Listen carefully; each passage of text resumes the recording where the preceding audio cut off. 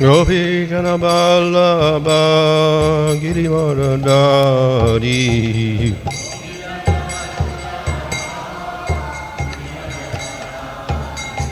Yasoda Nandana Braja Jana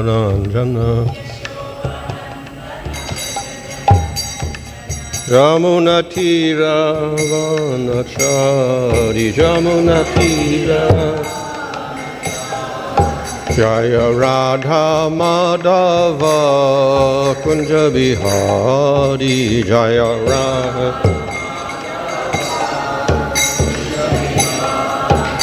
Hare Krishna Krishna Krishna Hare Hare Hare Rama Rama Rama Hare Hare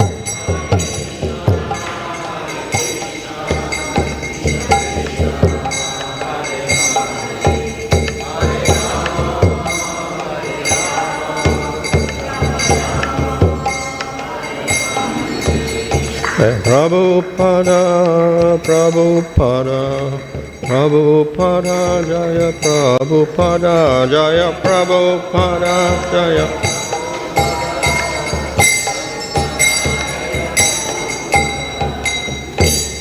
Srimad Bhagavatam, Maharaj, Svidesi, Bhaktivedanta Swami Śrīla Prabhupada ki jai. Namachar Haridas Thakur ki jai. Prem se Gaho Sri Krishna Chaitanya Prabhu Nityananda Sri Advaita Gadadhar Gaur Bhaktivinoda ki jai. Sri Sri Radha Krishna Gopa Gopida Shama Kunda Radha Kunda Giri Govardhan ki jai. Shri Vrindavan Dham ki jai. Navadip Dham ki jai. Gang Shrimana Tasi Bhakti Devi ki jai. Ananda Koti Vaishnava Vrindi ki jai. Samavetta Bhakti Vrindi ki jai. Go Premanandi. All glory to some of the devotees, all glory to some of the devotees, all glory to some of the devotees, all glory to Sri Guru and Sri Guranga, all glory to Śrīla Prabhupada. Om Namo Bhagavate Vasudevaya. Om Namo Bhagavate Vasudevaya. Om Namo Bhagavate Vasudevaya. Namo Om Vishnu Banaya Krishna Prasthaya Bhutale Shrimate Bhaktivedanta Swami Niti Namini Namaste Saraswata Deve Gauravani Prachadane Nirvashesha Shunyavani Paschatya Desha Tarane Sri Krishna Chaitanya Prabhu Nityananda Sri Advaita Gadadhar Shivasadi Gaur Bhaktarinda Hare Krishna Krishna Krishna Hare Hare Hare Rama Rama Rama Hare Hare. Reading from Srimad Bhagavatam, Canto 1, Chapter 4, Verse 6. Katham ālakṣitaḥ pauraiḥ samprāptaḥ kuru-jāṅgalān unmatta-mūka-jaḍavad vicaran gaja-sāhvaye.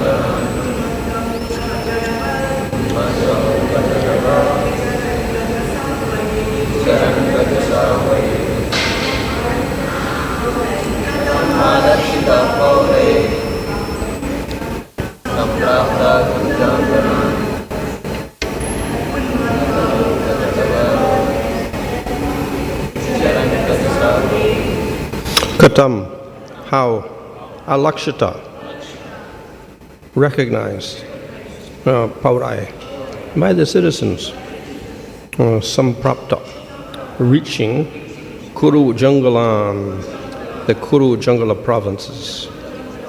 Unmatta, mad, mūka, dumb, jaḍavat, stunted, vicaran, wandering, gaja-sāhvaye, Hastināpura. How did he recognized by the citizens? How was he recognized by the citizens when he entered the city of Hastināpura after wandering in the provinces of Kuru and Jāṅgala, appearing like a madman, dumb and retarded? Purport: the present city of Delhi was formerly known as Hastināpura because it was first established by King Hastī. Gosvāmī Śukadeva, after leaving his paternal home, was roaming like a madman, and therefore it was very difficult for the citizens to recognize him in his exalted position. A sage is not, therefore, recognized by sight, but by hearing. One should approach a sādhu or great sage not to see, but to hear him. If one is not prepared to hear the words of a sādhu, there is no profit. Śukadeva Gosvāmī was a sādhu who could speak on the transcendental activities of the Lord. He did not satisfy the whims of ordinary citizens.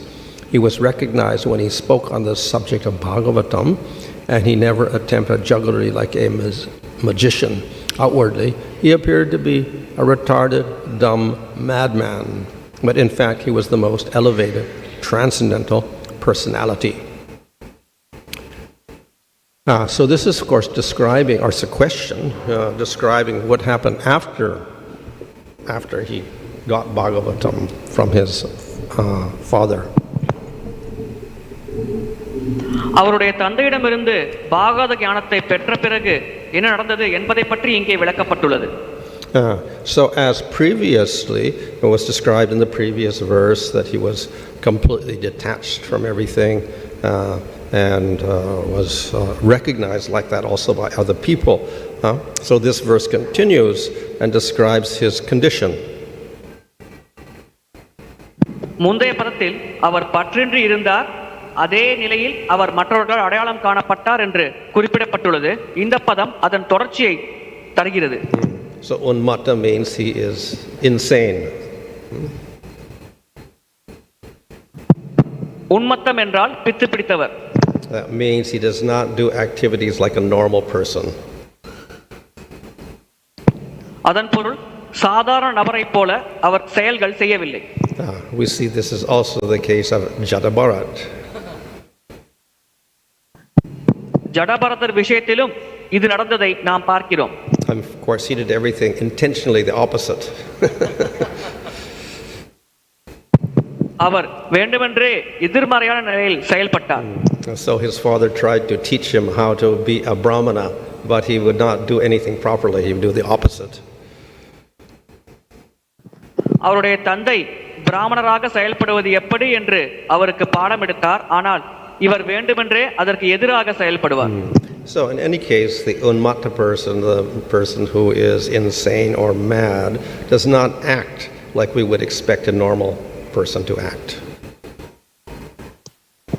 உன்மத்த நிலை அல்லது பித்து பிடித்த நிலையில் இருக்கும் நபரானவர் ஒரு சாதாரண நபர் எப்படி நடந்து கொள்வார் என்று எதிர்பார்க்கப்படுகிறதோ அவ்விதமாக அந்த பித்து பிடித்த நபர் நடந்து கொள்ள மாட்டார். Mūka means he did not speak. மூக்கா என்றால் அவர் பேசவில்லை. And jaḍavat means he is stunned. He doesn't react to anything. ஜடவத என்றால் அவர் திக்பிரமை அடைந்தார், எதற்கும் அவர் பதிலளிக்கவில்லை. So this may happen to people, their mind is not developed, or they cannot speak, or they cannot hear, or they cannot see, or whatever, or by nature they are insane.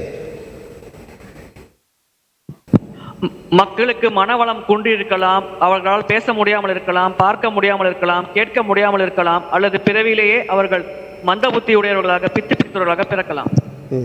However, there's also another state in which a person will voluntarily not speak, or he will not respond, or he'll act crazy. இன்னொரு நிலை இருக்கிறது. அங்கே அந்த நிலையில் அந்த நபரானவர் தன்னிச்சையாக எதுவும் பேச மாட்டார், எதுவும் செயல்பட மாட்டார், பித்து பிடித்தவர் போல் தன்னிச்சையாக நடந்து கொள்வார். And this is a very elevated state. இது மிகவும் உயர்ந்த நிலையாகும். Yeah. So in the 11th canto was described how the uttama devotee, he is like this. 11ஆம் ஸ்கந்தத்தில் உத்தம நிலை பக்தர்கள் இவ்விதமாக எப்படி செயல்படுகிறார்கள் என்பதை பற்றி விளக்கப்பட்டுள்ளது. Sometimes he laughs loudly, sometimes he sings, sometimes he dances, sometimes he acts irrationally, sometimes he is silent. சில சமயம் அவர் உரத்த குரலில் சிரிப்பார், சில சமயம் அவர் ஒரு விதமாக செயல்படுவார், சில சமயம் காது கேட்காதவர் போல் இருப்பார், சில சமயம் அவர் புத்தி கூர்மை உடையவர் போல் செயல்படுவார். However, the cause is quite different from the other person who is just naturally dumb, blind, etc. ஆனால் இந்த நபர் இவ்விதமாக செயல்படுவதற்கான காரணம் பிறவியிலேயே இது போன்ற குறைபாடு உடைய நபர்களின் காரணத்தை விட முற்றிலும் மாறுபட்டது. So the elevated person actually is detached from his material body. உயர்ந்த நிலையில் இருக்கும் நபரானவர் பௌதிக சரீரத்திலிருந்து பற்றின்மையோடு இருக்கிறார். And why is that? Because he's absorbed in spiritual realization. இதற்கான காரணம் அவர் ஆன்மீக தன்னுணர்வில் மூழ்கி இருக்கிறார். And thus he's actually unaware of what happens to his body. இதன் காரணமாக தன்னுடைய சரீரத்திற்கு என்ன நடக்கிறது என்பதை பற்றி அவர் தெரிந்து கொள்ளாமல் இருக்கிறார். At the same time, he may deliberately avoid society. அதே சமயத்தில் அவர் இந்த சமுதாயத்தை வேண்டுமென்றே புறக்கணிக்கலாம். And the reason is that he finds that material life is completely useless. இதற்கான காரணம் பௌதிக வாழ்க்கை பயனற்றது என்று அவர் உணர்ந்த காரணமாகும். So to some degree, a person who is Atmarama or simply who is realized or is fixed in Brahman, he will have these symptoms of detachment and silence, etc. ஆத்மராமராக இருப்பவர், பிரம்மனை உணர்ந்திருப்பவர் ஓரளவிற்கு இந்த பற்றின்மை, அமைதி போன்ற குணங்களை வெளிப்படுத்துவார். However, one who is more elevated, one who has realized Krishna or a form of the Supreme Lord and who has prema, will have more intense symptoms. ஆனால் இன்னும் அதிகமான உயர்ந்த நிலையில் இருக்கும் பக்தர்கள், பகவானை உணர்ந்தவர்கள், பிரேமை நிலையில் இருக்கும் பக்தர்கள் தீவிரமான உணர்வுகளை வெளிப்படுத்துவார்கள். And thus not only he'll be silent or whatever, sometimes he'll be laughing loudly or singing or dancing or whatever because of joy. அது போன்ற பிரேமை நிலை பக்தர் அமைதியாக இருப்பதோடு மட்டுமல்லாமல் சில சமயங்களில் சத்தமாக சிரிப்பார், கண்ணீர் சிந்துவார், பரவச நிலை அடைவார். இதில் மொத்தமாக அவர் அந்த பகவானுடைய உறவின் ஆனந்தத்தை வெளிப்படுத்துவார்.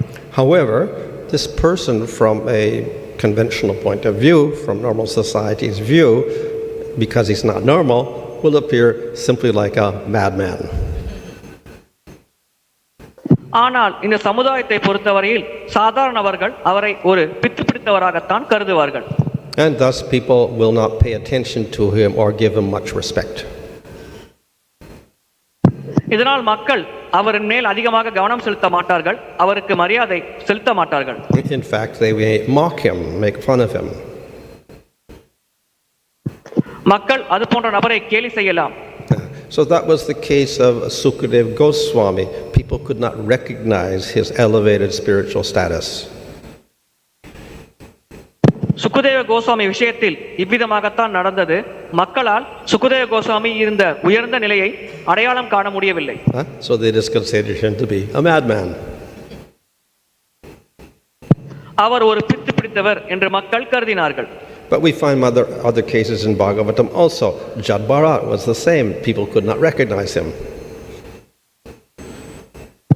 வேறு சில இடங்களில் பாகவதத்தில் இதே போன்ற நபர்களை பற்றி குறிப்பிடப்பட்டுள்ளது. ஜடபரதரும் இவ்விதமாகத்தான் இருந்தார், மக்களால் அவரை அடையாளம் காண முடியவில்லை. And avatar of the Supreme Lord Vrishabhadeva also the same category. பரமபுருஷ பகவானின் அவதாரமாகிய ரிஷபதேவரும் இதே வகையை சேர்ந்தவர். So normal people cannot recognize the elevated devotee of the Lord. பகவானின் மிக உயர்ந்த பக்தர்களை சாதாரண மனிதர்களால் கண்டறிய முடியாது, அடையாளம் காண முடியாது. However, the devotee is told that he has to respect all devotees. ஆனால் பக்தர்கள் அனைத்து பக்தர்களையும் மதிக்க வேண்டும் என்று உபதேசிக்கப்படுகிறார்கள். But even for the devotee, this may be hard to recognize. Is he an elevated devotee or is he simply crazy? How do we know? ஆனால் இது போன்ற நபர்களை அடையாளம் காண்பது பக்தர்களுக்கே சற்று கடினமான செயலாகும். இந்த நபர் உயர்ந்த பக்தரா அல்லது சாதாரண பித்து பிடித்த நபரா என்று சரியாக அடையாளம் காண்பது பக்தர்களுக்கே ஒரு கடினமான விஷயமாகும். So it would take some time to recognize such a devotee. இது போன்ற பக்தரை அடையாளம் காண சிறிது காலம் எடுத்துக்கொள்ளும். So at least to be safe, the devotees are always advised you have to respect all living entities. பாதுகாப்பாக ஒரு நிலையை அடைவதற்காக பக்தர்கள் எப்பொழுதும் அனைத்து உயிர்வாளிகளையும் மதிக்க வேண்டும் என்று உபதேசிக்கப்படுகிறார்கள். But Prabhupada has mentioned previously here and also in Bhagavad Gita that there is one symptom by which we can tell that elevated devotee. ஒரு அறிகுறி மூலமாக ஒருவர் உயர்ந்த பக்தர் என்று கண்டறிய முடியும் என்று பிரபுபாதர் பகவத்கீதையிலும் இந்த இடத்திலும் குறிப்பிட்டிருக்கிறார். And that is when he speaks, then we can understand. அந்த அறிகுறி அவர் பேசும் பொழுது நாம் அவரின் நிலையை புரிந்து கொள்ளலாம். So for instance we see that Jaḍavat, when he spoke to King Rahugana, suddenly then Rahugana realized, oh, this is not just a simple Sudra or a dumb man or whatever, he's very elevated. உதாரணத்திற்கு ஜடபரதர் மன்னர் ரகுகுணரிடம் பேசிய பொழுது ரகுகுணர் ஜடபரதரின் நிலையை புரிந்து கொண்டார். இவர் பித்தி பிடித்த நபர் அல்ல, மிக உயர்ந்த ஆத்மா என்று புரிந்து கொண்டார். And in this purport as well, Prabhupada said you have to hear from the devotee, then you can understand. பக்தரிடமிருந்து கேட்க வேண்டும், அப்பொழுது உங்களுக்கு புரிந்து கொள்ள முடியும் என்று பிரபுபாதர் இந்த பதத்தில் குறிப்பிட்டிருக்கிறார். So therefore the hearing process is very important for the devotee. பக்தர்களுக்கு இந்த கேட்கும் வழிமுறை மிக மிக முக்கியமானது. And what does that devotee speak? பக்தர் எதை பற்றி பேசுவார்? In this case, when he met Parikshit Maharaj, then he spoke Bhagavatam. இந்த இடத்தில் அவர் பரிச்சித் மகாராஜரை சந்தித்த பொழுது அவர் பாகவதத்தை பற்றி பேசினார். So we see here, as is emphasized in this whole chapter, that the method of spiritual transmission is through speaking, through hearing, through teaching. ஆன்மீக ஞானத்தை வழங்கும் முறையானது பேசுவது, கேட்பது, போதிப்பது என்று இந்த மொத்த அத்தியாயமும் நமக்கு எடுத்துரைக்கிறது. And of course we have to recognize the qualified speaker. தகுதி வாய்ந்த பேச்சாளர்களை நாம் அடையாளம் காண வேண்டும். So we have to recognize first, okay, we respect everybody, then we'll listen, and then how do we know that he's speaking properly? அனைவருக்கும் நாம் மரியாதை செலுத்துகிறோம், அவர்கள் பேசுவதை கேட்கிறோம், ஆனால் அவர் சரியாகத்தான் பேசுகிறார் என்று நாம் எப்படி புரிந்து கொள்வது? So the devotee himself will have to have some knowledge. பக்தருக்கே ஓரளவிற்கு ஞானமானது தேவைப்படுகிறது. We see, of course, that in this material world there are many so-called saintly people, and they're also speaking, and people are listening. பௌதிக உலகத்தில் துறவிகள் என்று பலர் இருக்கிறார்கள், அவர்களும் பேசுகிறார்கள், மக்கள் அவர்கள் பேசுவதையும் கேட்கிறார்கள். So true, that's good. They're following a process. They're hearing. இங்கே இந்த கேட்கும் வழிமுறையை அவர்கள் கடைபிடிக்கிறார்கள், இது நல்ல விஷயம். But the listener also has to have a little bit of intelligence, a little discriminating power. ஆனால் அதை கேட்பவர்களுக்கும் பகுத்தறியும் திறன் இருக்க வேண்டும், புத்தி கூர்மை இருக்க வேண்டும். So in other words, one cannot just listen to anybody and accept what they say. வேறு விதமாக கூற வேண்டும் என்றால் யார் பேசுவதையும் கேட்டு அதை அப்படியே ஒருவர் ஏற்க முடியாது. So one who's interested in spiritual development cannot blindly accept anybody that comes along and says, I'm spiritual, and starts speaking. He has to have some sort of intelligence to understand, who should I accept, who should I not accept. ஆன்மீகத்தில் முன்னேற வேண்டும் என்ற நாட்டமுடைய நபர்கள் யார் ஒருவர் வந்து ஆன்மீகத்தை பற்றி பேசினாலும் அதை ஏற்கக்கூடாது. அவருக்கு புத்தி கூர்மை இருக்க வேண்டும். யார் பேசுவதை கேட்க வேண்டும், யார் பேசுவதை கேட்கக்கூடாது என்று பகுத்தறியும் திறனானது அந்த நபருக்கு இருக்க வேண்டும். We can say, well, I'm so ignorant, so how can I get that discrimination? Because I don't know anything. That's why I've come to listen. நாம் கூறலாம், நான் அறியாமையில் இருக்கிறேன், எனக்கு எப்படி அந்த பகுத்தறியும் திறன் இருக்கும், எனக்கு எதுவுமே தெரியாது, இதன் காரணமாகத்தான் நான் இதை கேட்க வந்திருக்கிறேன் என்று. Yeah, that's true.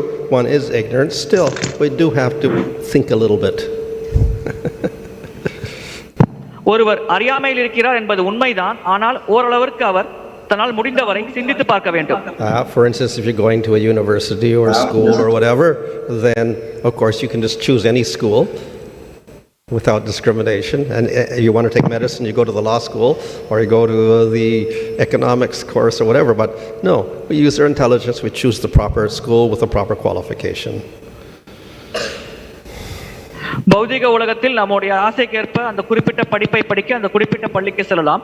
நம்முடைய புத்தி கூர்மையை பயன்படுத்தி சரியான கல்வி நிறுவனம் எது என்று நாம் தேர்ந்தெடுக்கலாம். So therefore, spiritually speaking, also we have a simple process.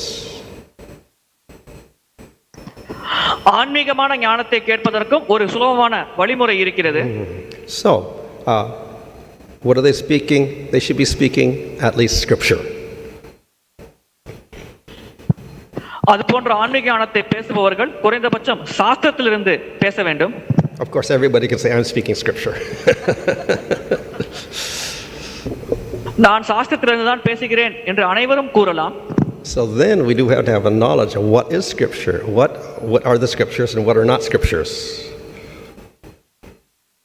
அந்த இடத்தில் சாஸ்திரத்தை பற்றிய ஞானம் நமக்கு இருக்க வேண்டும். எது சாஸ்திரம், எது சாஸ்திரம் இல்லை என்று கண்டறியும் திறன் நமக்கு இருக்க வேண்டும். Certain things are accepted as scripture. Four Vedas, Upanishads, Brahma Sutras, Mahabharata, Ramayana, Puranas, Smriti Shastras. These are scriptures.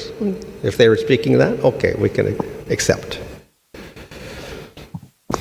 4 வேதங்கள், உபனிஷத்கள், மகாபாரதம், ராமாயணம் போன்ற புராணங்கள் இவை அனைத்தும் சாஸ்திரத்தின் ஒரு பகுதியாக கருதப்படுகிறது. பேசுபவர் இதிலிருந்து பேசினால் அவர் சாஸ்திர ஞானத்தை வழங்குகிறார் என்று நாம் ஏற்றுக்கொள்ளலாம். Of course, we have to check. They'll say, oh, I'm speaking Veda or I'm speaking Purana, but we don't know what's in those books. They can speak any nonsense and say, I'm speaking from the Vedas. வேதங்களிலிருந்து அவர் பேசுகிறாரா, புராணங்களிலிருந்து பேசுகிறாரா என்று நாம் கண்டறிய வேண்டும். ஆனால் உண்மையில் வேதங்களில் என்ன இருக்கிறது என்று நமக்கு தெரியாத காரணத்தினால் அவர் ஏதோ உளறினால் கூட அதை நாம் வேதங்கள் என்று ஏற்றுக்கொள்ளக்கூடிய நிலையில் இருக்கிறோம். So again, we need a little bit of intelligence. எனவே நமக்கு ஓரளவுக்கு புத்தி கூர்மை தேவைப்படுகிறது. Another way we can check not the scripture is tradition. இன்னொரு வழி மூலமாக அது சாஸ்திரத்தில் இருக்கிறதா என்று கண்டறிய முடியுமா என்றால் அது பாரம்பரியத்தை கடைபிடிப்பது. The knowledge of scripture is handed down in sampradaya. சாஸ்திர ஞானமானது சம்பிரதாய வழிமுறை மூலமாக புருஷர் பரம்பரையில் வந்திருக்கிறது. So who is the speaker? Which sampradaya is he coming in? பேசுபவர் எந்த சம்பிரதாயத்தில் வருகிறார், அவர் யார் என்று நாம் கண்டறிய வேண்டும்.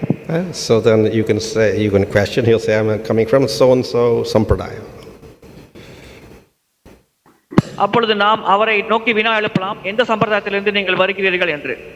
But then we have to know which are the authorized sampradayas and which are the unauthorized sampradayas. ஆனால் அந்த இடத்திலும் அங்கீகரிக்கப்பட்ட சம்பிரதாயங்கள் என்ன, அங்கீகரிக்கப்பட்ட அங்கீகரிக்கப்படாத சம்பிரதாயங்கள் என்ன என்பதை பற்றி நாம் தெரிந்திருக்க வேண்டும். There is a story of Bhaktisiddhanta Saraswati Thakur. இதன் தொடர்பில் பக்தி சித்தாந்த சரஸ்வதி தாக்கூர் அவர்களை பற்றிய ஒரு கதை இருக்கிறது. So some person came to Bhaktisiddhanta Saraswati Thakur and said, you have to meet this great saint. சில நபர்கள் பக்தி சித்தாந்த சரஸ்வதி தாக்கூர் அவர்களை சந்தித்து இந்த மிக பெரும் துறவியை நீங்கள் சந்திக்க வேண்டும் என்று கேட்டுக்கொண்டனர். He's very elevated. He's always in samadhi. அவர் மிகவும் உயர்ந்த நிலையில் இருக்கிறார், எப்பொழுதும் சமாதியில் இருக்கிறார் என்று அந்த நபர்கள் கூறினார்கள். He's completely renounced everything in the material world. பௌதிக உலகத்தில் இருக்கும் அனைத்தையும் அவர் முற்றிலுமாக துறந்து விட்டார் என்று கூறினார்கள். So please, you have to come and meet this person. எனவே தயவு கூர்ந்து வந்து இந்த நபரை நீங்கள் சந்திக்க வேண்டும் என்று அவர்கள் வேண்டுகோள் வைத்தார்கள். So then Bhaktisiddhanta Saraswati Thakur asked, okay, what sampradaya is he in? அதன் பிறகு பக்தி சித்தாந்த சரஸ்வதி தாக்கூர் அவர்கள் அந்த நபர் எந்த சம்பிரதாயத்தில் வருகிறார் என்று கேட்டார். And the person says, he has no sampradaya. அதற்கு அந்த நபர்கள் அவருக்கு சம்பிரதாயமே கிடையாது என்று கூறினார்கள். So then he said, no, I will not see that person. இதன் பிறகு பக்தி சித்தாந்த சரஸ்வதி தாக்கூர் அவர்கள் அந்த நபரை நான் சந்திக்க முடியாது என்று நிராகரித்து விட்டார்.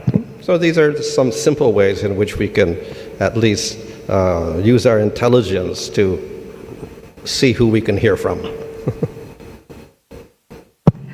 நம்முடைய புத்தி கூர்மையை பயன்படுத்தி யாரிடமிருந்து கேட்க வேண்டும் என்பதை இது போன்ற எளிமையான வழிகளை கடைபிடித்து நாம் கண்டறியலாம். Of course, we have to use our intelligence also when then we hear the speaker. பேசுபவரிடமிருந்து கேட்கும் பொழுது நம்முடைய புத்தி கூர்மையையும் நாம் பயன்படுத்த வேண்டும். Scripture is such that it's presenting some knowledge. சாஸ்திரங்கள் ஒரு விதமான ஞானத்தை நமக்கு வழங்குகிறது. And that knowledge is not irrational. அந்த ஞானம் சரியான முறையில் வருகிறது, ஏதோ மனம் போன போக்கில் வருவதில்லை. It makes sense. அந்த ஞானம் உண்மையான அர்த்தத்தை கொண்டிருக்கிறது. And of course that's its purpose. The purpose is to convince us of certain things, so it has to make sense. அந்த ஞானத்திற்கென்று ஒரு குறிக்கோள் இருக்கிறது. அந்த குறிக்கோள் நம்முடைய மனதை ஏற்கும் நிலையில் வைப்பது. எனவே அதற்கென்று ஒரு இலக்கு இருக்கிறது. So even if a person is speaking from scripture, maybe in a sampradaya, they have to make some sense when they speak. பேசுபவர் சாஸ்திரத்திலிருந்து ஒரு குறிப்பிட்ட சம்பிரதாயத்திலிருந்து வந்து பேசினாலும் அவர் பேசுபவர் அதை பேசும் பொழுது அதில் அர்த்தம் இருக்க வேண்டும் என்பதை அவர் உறுதிப்படுத்திக் கொள்ள வேண்டும். So in Nectar Devotion, Rupa Gosvāmī, he's talking about those who have faith in Vaidhi Bhakti. Why this பக்தியில் நம்பிக்கை உள்ளவர்களை பற்றி பக்தி ரசாமத சிந்துவில் ரூப கோஸ்வாமி அவர்கள் பேசுகிறார். So the Kanishta, the lowest type, has no knowledge of scripture. He can't understand it. கனிஷ்ட அதிகாரிகள் தாழ்ந்த நிலையில் இருக்கிறார்கள். அவர்களுக்கு சாஸ்திர ஞானம் கிடையாது. அதை அவர்கள் புரிந்து கொள்ளாமல் இருக்கிறார்கள். So he cannot speak scripture. அது போன்ற நபர் சாஸ்திரத்தை பற்றி பேச முடியாது. The madhyama has a little knowledge of scripture. மத்தியம அதிகாரிக்கு சாஸ்திரத்தை பற்றி ஒரு சிறிதளவு ஞானம் உள்ளது. But an intelligent person may ask questions he cannot answer. ஆனால் புத்தி கூர்மையுடைய நபர் கேள்விகளை எழுப்பலாம். அதற்கு மத்தியம அதிகாரியால் பதில் சொல்ல முடியாது. So the uttama, or the highest type of devotee in sadhana, Vaidhi sadhana, and the uttama, he has thorough knowledge of scripture. Why this பக்தியில் மிக உயர்ந்த நிலையில் இருக்கும் உத்தம அதிகாரி சாஸ்திரத்தை பற்றி முழுமையான பூர்ண ஞானத்தை கொண்டிருப்பார். And he also has logical ability. அவரிடம் தர்க்கம் செய்யும் திறனும் இருக்கிறது. So we can understand what the scripture is saying, and he can also present it in a very reasonable way. சாஸ்திரங்களில் என்ன குறிப்பிடப்பட்டுள்ளது என்று அவர் புரிந்து கொள்வார். அதை ஓரளவிற்கு ஏற்கும் வண்ணம் அவர் மக்களுக்கு வழங்குவார். And if people ask questions, he can also answer in a very reasonable way.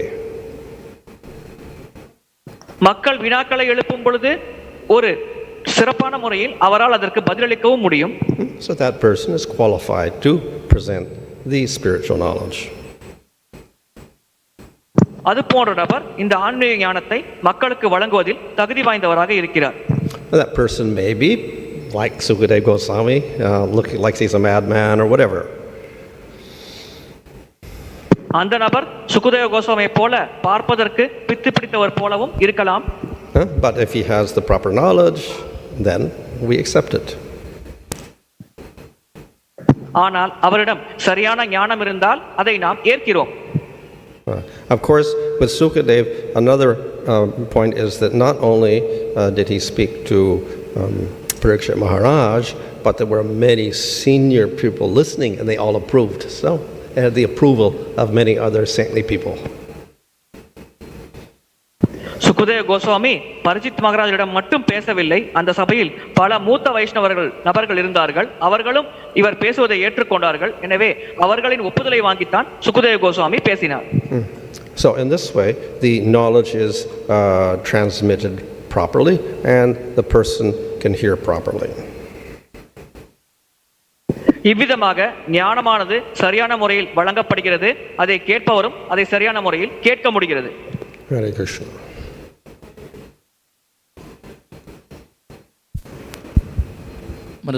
In the verse, two words used like mukha and jaḍavat. Mukha means dump and jaḍavat means like a not moving, unmovable. Jaḍavat means like a not moving, unmoving, you can say that object. But in the for the sadhakas, these two qualities are completely contradictory, means opposite. Because devotees are not mukha or they are not jaḍavat also. So then how can we apply the Śukadeva Gosvāmī? இந்த பதத்தில் முக்கா வாய் பேச முடியாதவர், அசைய முடியாதவர் என்ற ஒரு வார்த்தைகள் பயன்படுத்தப்பட்டுள்ளது. ஆனால் பக்தர்களுக்கு இது பொருத்தமில்லாமல் இருக்கிறது. எனவே சுகதேவ கோஸ்வாமி கூறியது பக்தர்களுக்கு எந்த வகையில் பொருந்தும் என்பதை பற்றி விளக்க முடியுமா? As I mentioned, a person who is very elevated in bhakti may be like this person in prema.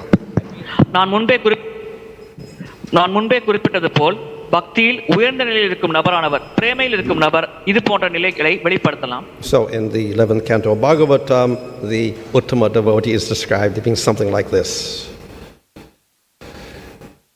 Bhagavatam 11ஆம் ஸ்கந்தத்தில் உத்தம அதிகாரியை பற்றி விளக்கும் பொழுது இது போன்ற அறிகுறிகள் தென்படலாம் என்று குறிப்பிடப்பட்டுள்ளது. But if he can never speak any knowledge, then what's the use? He may just be a madman, we don't know. ஆனால் ஞானத்தை வழங்க முடியாவிட்டால் அதனால் என்ன பயன்தான் இருக்கிறது? அது போன்ற நபர் பித்து பிடித்தவராகவும் இருக்கலாம், அது நமக்கு தெரியாது. But he may not be like this and he may give the knowledge also. So we have persons like Narada Muni. They are not looking like madmen. Of course they are saintly and whatever. He has matted locks, but he doesn't act like a madman. And he presents knowledge also. ஆனால் இது போன்ற பித்து பிடித்து அறிகுறிகளை வெளிப்படுத்தாமலும் சாதாரணமாக ஒரு நபர் ஞானத்தை வழங்கவும் செய்யலாம். உதாரணத்திற்கு நாரத முனிவர் இங்கே குறிப்பிடப்பட்டுள்ள அறிகுறிகளை வெளிப்படுத்தவில்லை, ஆனால் அவர் அற்புதமான ஆன்மீக ஞானத்தை வழங்கினார். And if a person is not on the level of prema but on the sadhana bhakti, then definitely he's generally not going to look like this with mad or whatever. He'll look like a normal person. பிரேமை நிலையில் இல்லாமல் சாதன பக்தி நிலையில் இருக்கும் நபர்கள் நிச்சயமாக இது போன்று பார்ப்பதற்கு தென்பட மாட்டார்கள். அவர்கள் பார்ப்பதற்கு சாதாரண மனிதர்கள் போலத்தான் இருப்பார்கள். But if they can speak and explain scripture nicely, then they should be heard. ஆனால் அவர்களால் சாஸ்திரத்தை பற்றி சிறப்பாக விளக்கம் தர முடியும் என்றால் அவர்கள் பேசுவதை கேட்க வேண்டும். So the externals are not so important. வெளிப்புற அறிகுறிகள் அவ்வளவு முக்கியத்துவம் வாய்ந்தது அல்ல. So there, what Pundarik Vidyanidhi was a very exalted devotee, but he looked like just a regular grihasta sitting on his couch and getting fanned and whatever. He looked like a rich, wealthy man. That's all, enjoying. புண்டரிக் Vidyanidhi ஒரு சிறப்பான பக்தர், ஆனால் பார்ப்பதற்கு அவர் ஒரு வழக்கமான கிரகஸ்தரை போலத்தான் தென்பட்டார். உயர்ந்த விலை மதிப்புள்ள இருக்கையில் அமர்ந்து கொண்டு குடும்ப வாழ்க்கையை அனுபவிப்பவர் போல வெளியே பார்ப்பதற்கு அவர் தென்பட்டார். But then he was also an exalted devotee, so when he saw the peacock feather in the fan, then he went into ecstasy. ஆனால் அந்த மின்சார விசிறியில் அந்த மயிலிறகை பார்த்தவுடன் அவர் பரவச நிலை அடைந்தார். எனவே அது அவருடைய உயர்ந்த பக்தர் என்ற நிலையை எடுத்துரைக்கிறது. So in Bhagavatam we find many devotees who are not like this. We have Yudhishthira Maharaj, Arjuna, all the great kings were acting like kings or whatever. They weren't acting like madmen. இது போன்ற பித்து பிடித்த அறிகுறிகளை வெளிப்படுத்தாமல் பாகவதத்தில் பல பக்தர்களை பற்றி விளக்கம் தரப்பட்டுள்ளது. உதாரணத்திற்கு யுதிஷ்ட மகாராஜர், அர்ஜுனர் போன்றவர்கள் மன்னர்களாக செயல்பட்டார்கள். இது போன்ற பித்து பிடித்த நிலையை எடுத்துரைக்கவில்லை. But if they're speaking properly scripture and speaking reasonably, then we have to listen to them. சரியான முறையில் அவர்கள் சாஸ்திரத்தை பற்றி பேசினார்கள் என்றால் நிச்சயமாக நாம் அவர்கள் பேசுவதை கேட்க வேண்டும். Hare Krishna Maharaj. According to the Nectar of Devotion's definition of Kanishta Adhikari, Madhyama Adhikari and Uttama Adhikari, is there an explanation of about the 9 stages? Where does Nectar of Devotions, Kanishta Adhikari or Madhyama Adhikari and Uttama Adhikari, where do they fall? Because all 3 are described within the definition of Vaidhi Sadhana Bhakti. So is there an explanation, Maharaj? கனிஷ்ட மத்தியம உத்தம அதிகாரிகள் why this சாதன பக்தியின் கீழ் விளக்கம் தரப்படுகிறார்கள். எனவே இந்த பக்தியின் 9 நிலைகளில் இந்த கனிஷ்ட மத்தியம உத்தம அதிகாரிகள் எந்த நிலையில் இருப்பார்கள் என்று பக்தி ரசாமர சிந்துவில் ஏதேனும் ஒரு விளக்கம் தரப்பட்டுள்ளதா? Those definitions given in the first part of Nectar Devotion are in relation to Vaidhi Sadhana Bhakti. They're not in Prema. பக்தி ரசாமர சிந்துவின் முதல் பகுதியில் கொடுக்கப்பட்டுள்ள விளக்கங்கள் அனைத்தும் வைதி சாதன பக்தியோடு தொடர்புடையது, பிரேம நிலையோடு தொடர்புடையது அல்ல. So it describes 3 stages of faith. நம்பிக்கையில் இருக்கும் 3 நிலைகளை பற்றி அங்கே விளக்கப்பட்டுள்ளது. Faith, of course, is qualification to begin sadhana bhakti. சாதன பக்தியை தொடங்குவதற்கு நம்பிக்கை அடிப்படையான தகுதியாகும். But as we progress through sadhana, then that faith deepens or becomes stronger. சாதன பக்தியில் நாம் முன்னேற அந்த நம்பிக்கை இன்னும் ஆழமானதாக பலமானதாக மாறுகிறது. So the first stage is called komala shraddha, weak faith. That's the kanishta. முதல் நிலை கோமல ஸ்ரத்தா அல்லது பலவீனமான நம்பிக்கை. இது கனிஷ்ட அதிகாரிகளுக்கு பொருந்தும். But the faith actually is related to scripture. ஆனால் இந்த நம்பிக்கை சாஸ்திரங்களோடு தொடர்புடையது. Yeah. So we perform bhakti because we have faith that what scripture says is true. சாஸ்திரங்களில் கூறப்படுவது உண்மை என்று நாம் நம்பிக்கை கொண்டிருக்கும் காரணத்தினால் நாம் பக்தியில் ஈடுபடுகிறோம். So one who is a kanishta, he has faith, he accepts the scripture, but he has very little understanding of what the scriptures say. Okay, Krishna is God. Fine. கனிஷ்ட அதிகாரியாக இருப்பவரிடம் நம்பிக்கை இருக்கிறது, அவர் சாஸ்திரத்தை ஏற்கிறார். ஆனால் கிருஷ்ணரை பற்றி மிக குறைந்த அளவில் தான் அவர் புரிந்து கொண்டிருக்கிறார். கிருஷ்ணர் பகவான் என்ற அளவில் மட்டுமே கனிஷ்ட அதிகாரிகள் புரிந்து கொண்டிருக்கிறார்கள். But if someone asks, why is Krishna God? Why not Shiva? Why not Durga? Why not Ganesh? He can't answer. ஆனால் யாரேனும் ஒருவர் அது போன்ற கனிஷ்ட அதிகாரியிடம் ஏன் கிருஷ்ணர் மட்டும் பகவான், ஏன் சிவபெருமான் பகவான் இல்லை, துர்கை பகவான் இல்லை என்ற வினாவை எழுப்பினால் இது போன்ற வினாவிற்கு அந்த கனிஷ்ட அதிகாரி பக்தரால் பதிலளிக்க முடியாது. And that person, they may quote Shiva Purana and say, Shiva is Bhagavan. And then the person becomes very confused. அது போன்ற கேள்வி கேட்கும் நபர் சிவபுராணத்திலிருந்து சிவன் தான் பகவான் என்று குறிப்பிடப்பட்டுள்ளது என்று கூறினால் அதை கேட்கும் இந்த கனிஷ்ட அதிகாரியானவர் சற்று குழப்பமடைய வாய்ப்புள்ளது. So this is weak faith.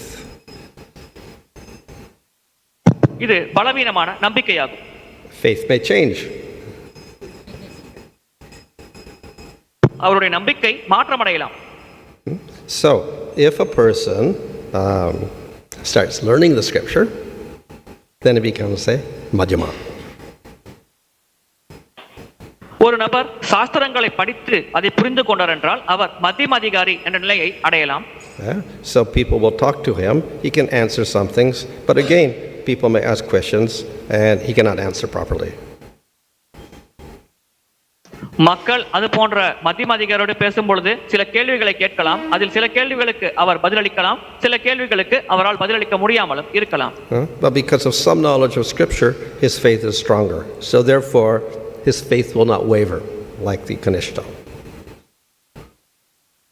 ஆனால் சாஸ்திரத்தில் ஓரளவுக்கு ஞானம் இருக்கும் காரணத்தினால் அவருடைய நம்பிக்கை கனிஷ்ட அதிகாரியின் நம்பிக்கை விட பலமானதாக இருக்கிறது. கனிஷ்ட அதிகாரியின் நம்பிக்கை பலவீனமானதாக மாற்றமடையக்கூடும். ஆனால் இந்த மத்தியம அதிகாரியின் நம்பிக்கை அவ்விதமாக பலவீனமானதாக மாற்றமடையக்கூடியதாக இருப்பதில்லை. Then the uttama in faith has thorough knowledge of scripture. உத்தம பக்தரானவர் சாஸ்திரத்தை பற்றி பூரண ஞானத்தை கொண்டு முழுமையான நம்பிக்கை கொண்டிருப்பார். Consequently, his faith is very deep. இதன் காரணமாக அவரின் நம்பிக்கை மிக மிக ஆழமானது. And he has some logic, so he can convince other people. அவரிடம் தர்க்கம் செய்யும் திறன் இருக்கிறது. இதன் காரணமாக அவர் மற்ற நபர்களையும் இவரின் கருத்தை ஏற்க வைக்க முடியும். So these stages, we can say we want to talk about bhakti. Okay, we have an artha-nivritti or bhajana kriya. So the kanishta starts somewhere in bhajana kriya, starts in no faith, little knowledge. Then he develops knowledge and is going through an artha-nivritti, etc. So we can say that's the madhyama. And then if he's firmly fixed, then we can say he's like nishta. So approximately we can say that.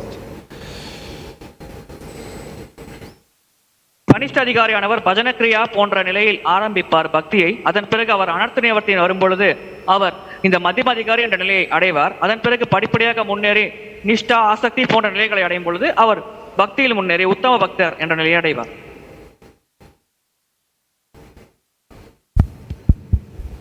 So we see in the society there are some people, those who are very soft, they have some weakness in their heart, very soft person we see. And sometimes we see that, some of the religious people try to misuse their weakness of the heart, and try to convert them according to their, according to their choice. So is it because of this weakness of their heart, that person, weakness of their heart, that these people are trying to exploit them? Is it because of weakness in the heart? சமுதாயத்தில் சில நபர்கள் மனம் பலவீனமானவர்களாக இருப்பார்கள். அது போன்ற நபர்களை இந்த வேற்று மதவாதிகள் என்று கூறும் நபர்களானவர் தங்கள் மதத்திற்கு மாற்று முயற்சிப்பார்கள். எனவே இவர்கள் இந்த மதம் மாற்று முயற்சியை செய்வதற்கான காரணம் இந்த நபர்களின் இதய பலவீனம் தான் என்று நாம் புரிந்து கொள்ளலாமா?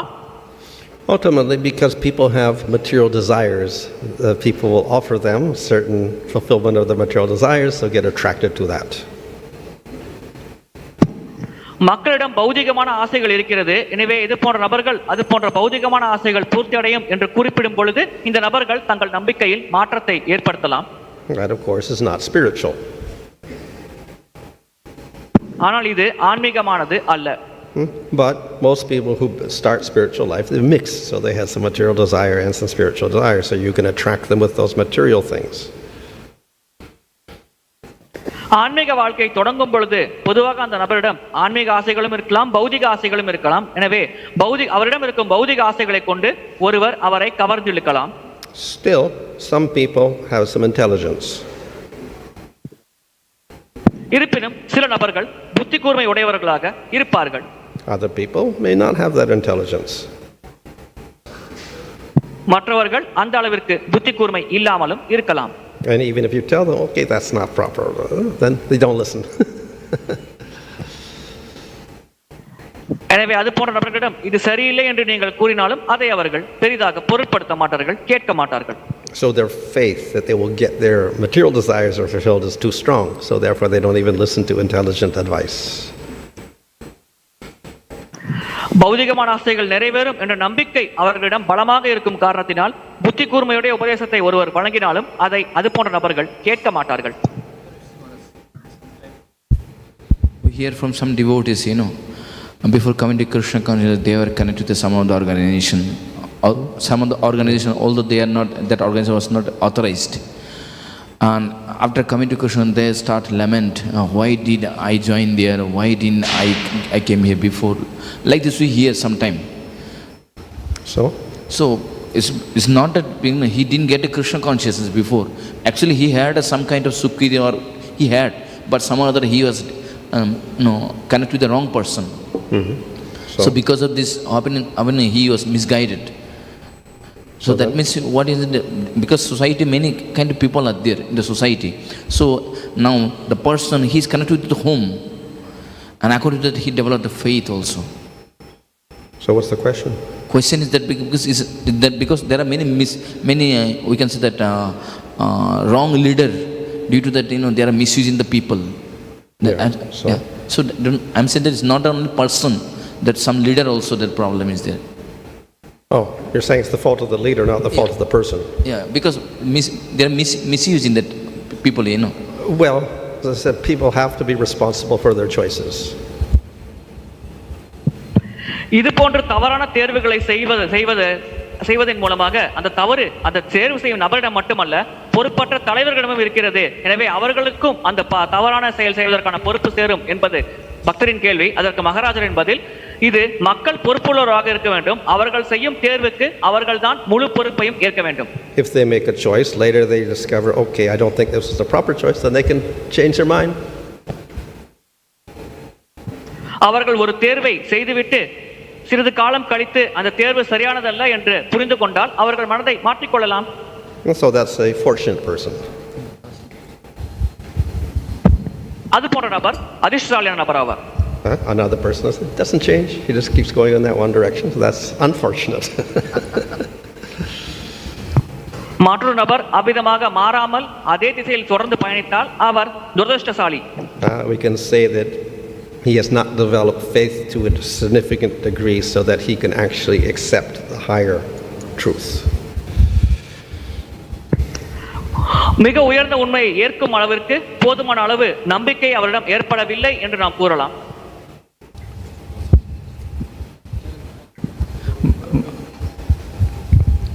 Hare Krishna Maharaj. Maharaj, you were saying about we have to recognize whether he is from the proper sampradaya.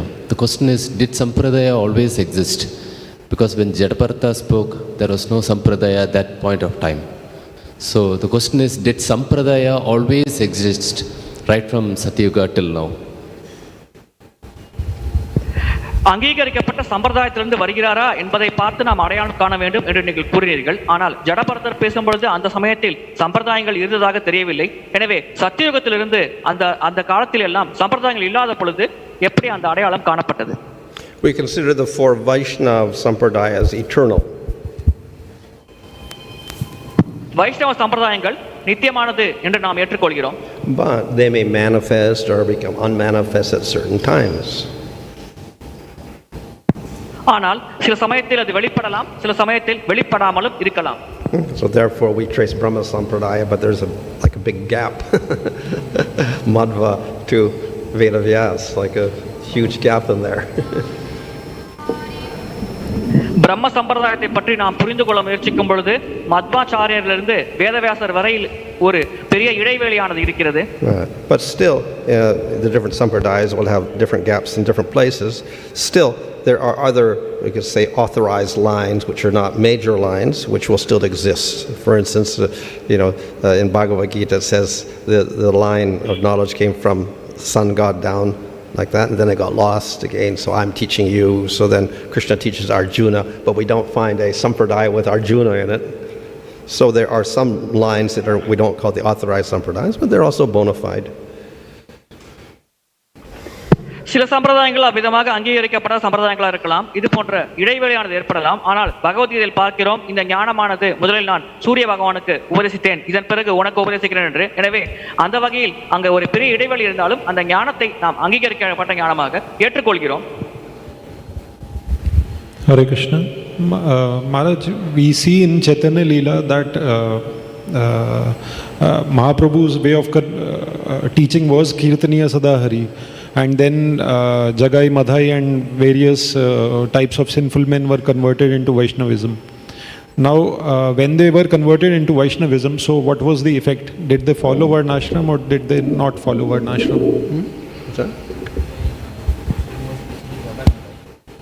Jagai மடாய் போன்றவர்கள் வைஷ்ணவ கொள்கைக்கு மாற்றப்பட்டார்களே, அவ்விதமாக சைத்தன்ய மகாபிரபு காலத்தில் மாற்றப்பட்டவர்கள் வைஷ்ணவ கோட்பாடுகளை கடைபிடித்தார்களா அல்லது கடைபிடிக்காமல் இருந்தார்களா? Afterward, where they followed? Well, they were following mainly bhakti.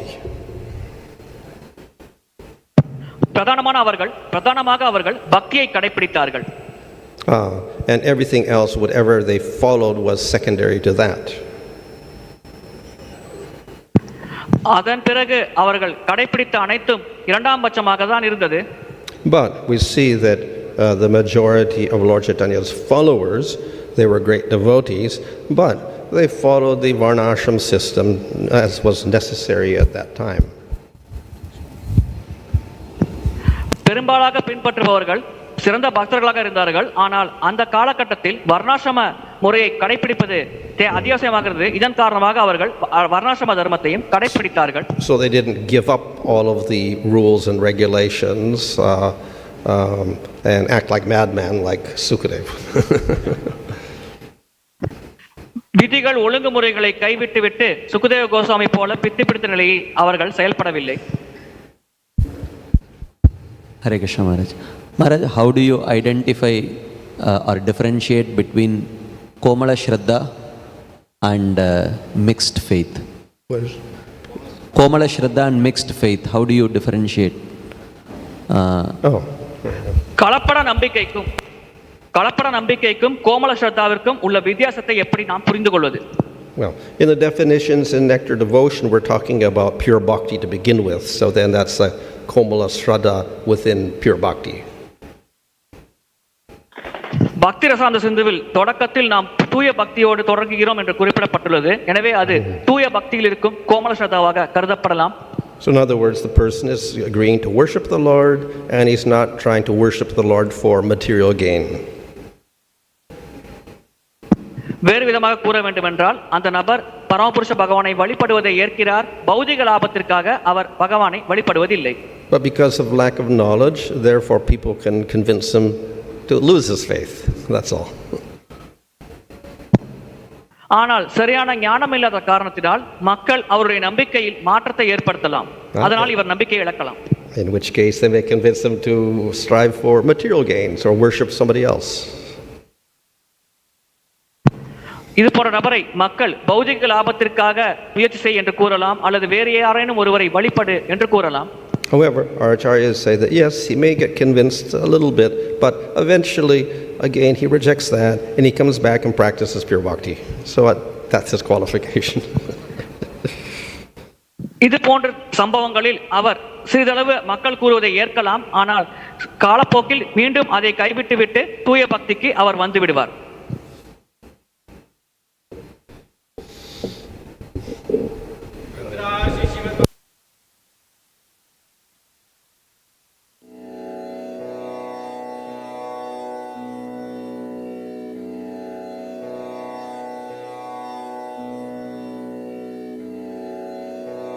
Recording stopped. Hare Krishna, Dandavat Pranam, all devotees. Hare Krishna, Prabhu. Thank you very much We'll for take joining. one question tomorrow, Prabhu.